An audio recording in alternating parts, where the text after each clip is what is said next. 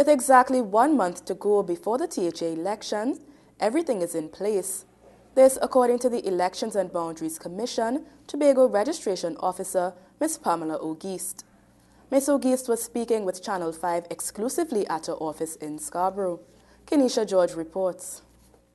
The Tobago House of Assembly elections have been carded for January 21st, 2013. And with exactly 1 month to go, all systems at the Elections and Boundaries Commission are in place. The period of electoral registration commenced on the 20th of November, and that usually goes for a 9-day period. So it ended on the 28th of November. And that was the last day for any person seeking registration or seeking to have their name on the list to do so. So Monday the 24th is the day when they'd have the preliminary examination of the nomination papers, and that's done from 9 a.m. to 12 p.m., but that's done at the office of the returning officers.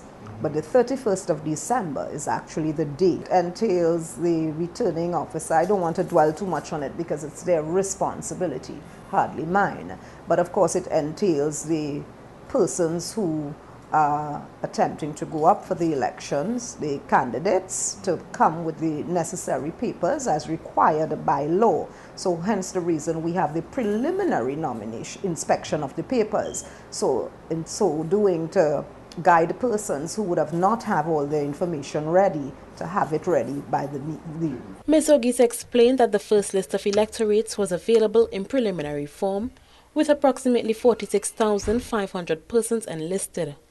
However, there was an electoral registration period. So that within that period, persons then would have taken the opportunity to be registered or to have their names transferred if they had any issues with where they were living and had moved and didn't notify us.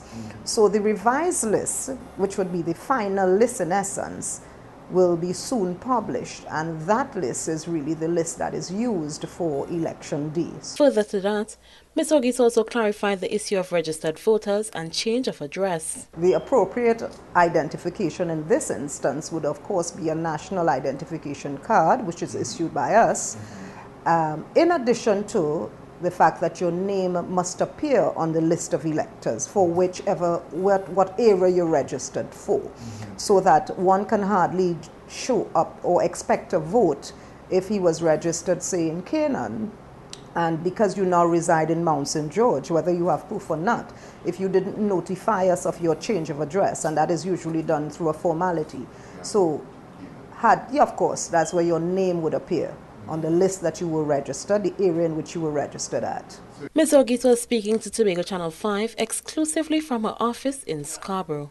Kenisha George, Channel 5 News.